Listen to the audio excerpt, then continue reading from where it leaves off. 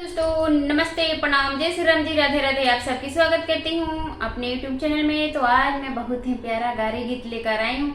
आप लोग बने रहिएगा गीत को सुनने के लिए। कैसा लगेगा कमेंट बॉक्स में जरूर लिखिएगा। मेरी प्यारी बहनी दीदी माताएं को स्वागत है हमारे चैनल में, और शुरू से लेकर लास्ट तक सुनिएगा हमारे इस गारी गीत को। तो चलिए मैं सुनाने जा रही हूँ। बड़का सिलेंडर चाही, बड़का सिलेंडर चाही, छोटकी मशीन हो जामीन धई के चाल तारी, दुल्हे के बहिन हो दामीन धई के चाल तारी, दुल्हे के बहिन हो जामीन धई के चाल तारी।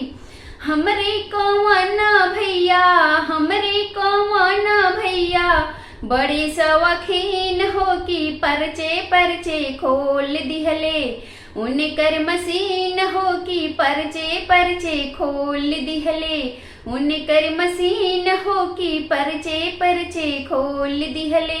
बड़का सिलेंडर चाही, बड़का सिलेंडर चाही, छोटकी मशीन हो जामीन धई के चल तारी, समधि के बहिन हो जमीन धई के चल तारी।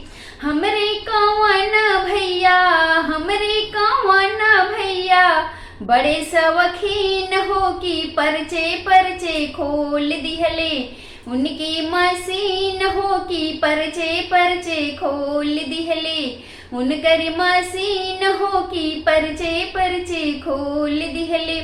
बड़का सिलेंडर चाही, बड़का सिलेंडर चाही, छोटकी मशीन हो जामीन धई के चल तारी। बड़का सिलेंडर चाही, छोटका मशीन हो जामीन धई के चल तारी, अगुआ के बहिन हो जामीन धई के चल तारी, अगुआ के बहिन हो जामीन धई के चल तारी। हमरे कौन भैया, हमरे कौन भैया, बड़े सवखीन हो की परचे परचे खोल दिहले, उनकर मशीन हो की परचे परचे खोल दिहले। बड़का सिलेंडर चाही, बड़का सिलेंडर चाही, छोटकी मशीन हो जामीन धई के चल तारी, भसुर के बहिन हो जामीन धई के चल तारी, भसुर के बहिन हो जामीन धई के चल तारी। हमरे कौन भैया, हमरे कौन भैया, बड़े सवखीन हो की परचे परचे खोल दिहले, उनकर मशीन हो की परचे परचे खोल दिहले, उनकर मशीन हो की परचे परचे खोल दिहले।